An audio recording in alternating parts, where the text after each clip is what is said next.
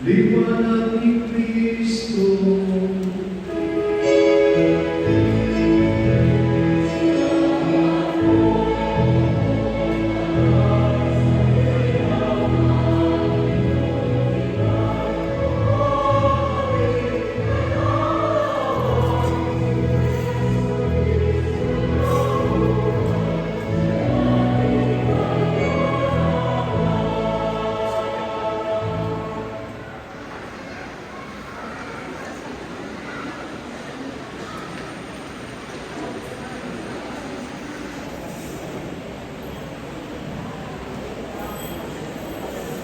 Ang puso natin isipan, itaas sa kalangitan.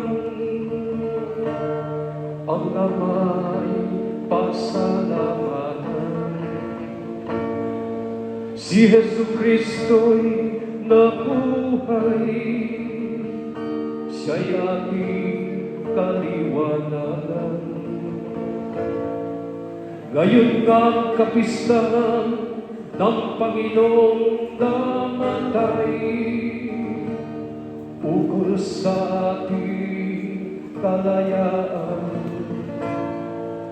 Si Jesu Kristo'y nabuhay, siya'y ating kaliwanagan. Ngayon nga pagdiriwang ng muli nating pagsilang sa tubig ng kaligtasan. Si Jesu Kristo'y nabuhay, siya'y ating kaliwanagan.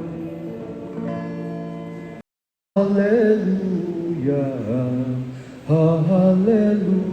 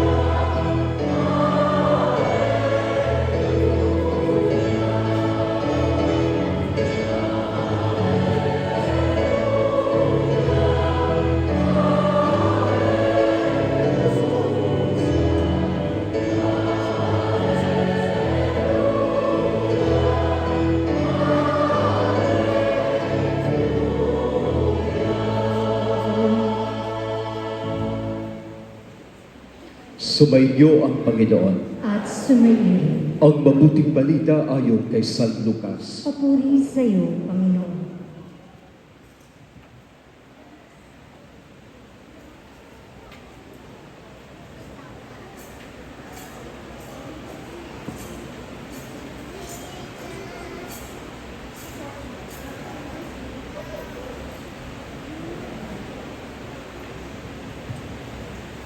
Umagang-umaga ng araw ng linggo, ang mga babae ay nagtungo sa libingan.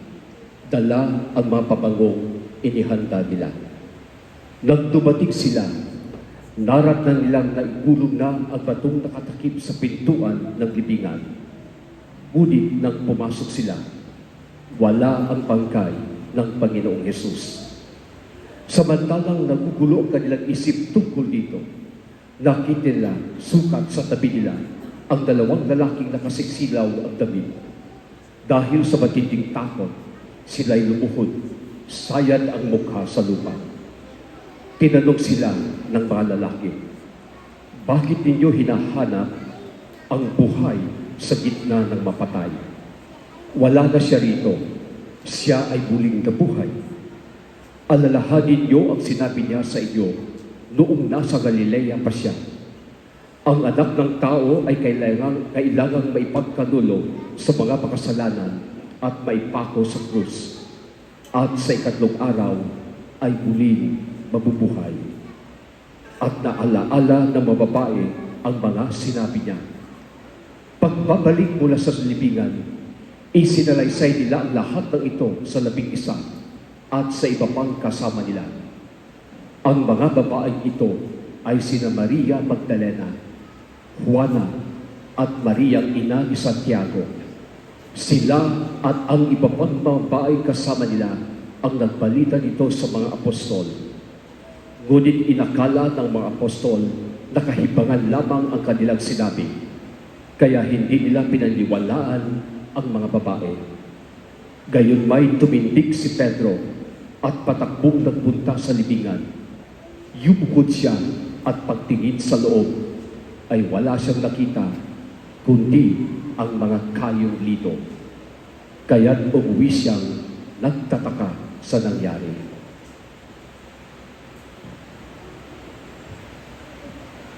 Ang mabuting balita ng Panginoon. Pinupuri ka namin, Panginoong Hesus Kristo.